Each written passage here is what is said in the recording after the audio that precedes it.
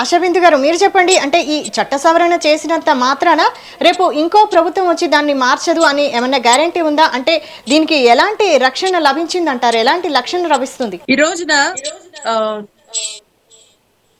నిన్న లోక్సభలో ఇవాళ రాజ్యసభలో తీసుకొచ్చిన ఆమోదం ఈ బిల్లు ఏదైతే పాస్ అయిందో నెక్స్ట్ ఇప్పుడు రాష్ట్రపతి గారి దగ్గరికి వెళ్ళి అది నోటిఫై అవ్వడానికి జస్ట్ అది లాంఛనం మాత్రమే.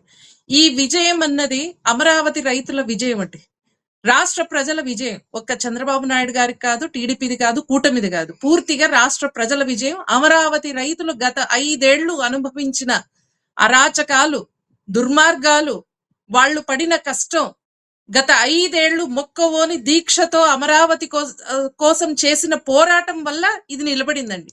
ఇది యాక్చువల్ గా ఒక 5 ఏళ్లు రాజధానిగా ఉండి మళ్ళీ ఒక 5 ఏళ్ల తర్వాత ఆంధ్ర రాష్ట్రానికి ఒక చీకటిగా 5 ఏళ్లు చీకటి రాష్ట్రంగా తయారైందండి. అంటే కనీసం పిల్లలకి పరీక్షల్లో ఆంధ్ర రాష్ట్ర రాజధాని ఏది అంటే క్వశ్చన్ మార్క్ అన్నమాట.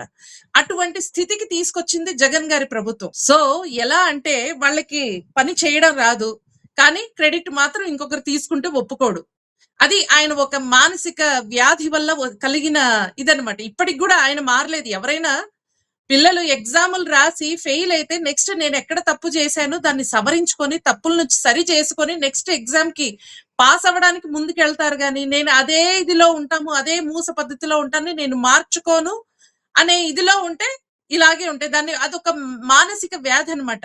చేంజ్ చేసుకుంటాము, నా డెవలప్మెంట్ చేసుకుంటాం, తప్పులను సరి చేసుకుని ముందుకెళ్తాము, రాష్ట్ర ప్రజల కోసం పనిచేద్దాం అనుకునే స్థితి ఇక్కడ లేదండి. ఎన్నో ప్రభుత్వాలు ఆంధ్ర రాష్ట్రం ఉమ్మడి ఆంధ్రప్రదేశ్ గా ఉన్నప్పుడు ఎన్నో ప్రభుత్వాలు వచ్చాయి, మారాయి. కానీ ఏ ప్రభుత్వం వల్ల కూడా ఒక అభివృద్ధి ఆగలేదు, కంటిన్యూ అవుతూనే ఉంది. రాజధాని ఆగలేదు. ఆగినా ఒకవేళ ఇంకొక రాజధాని వచ్చినా కూడా అందరి విపక్షాలతో, ప్రతిపక్షాలతో, ప్రభుత్వాలతో కూడుకొని రాష్ట్ర ప్రజల ఆమోదంతోనే ఒక రాజధాని అనేది ఏర్పడింది.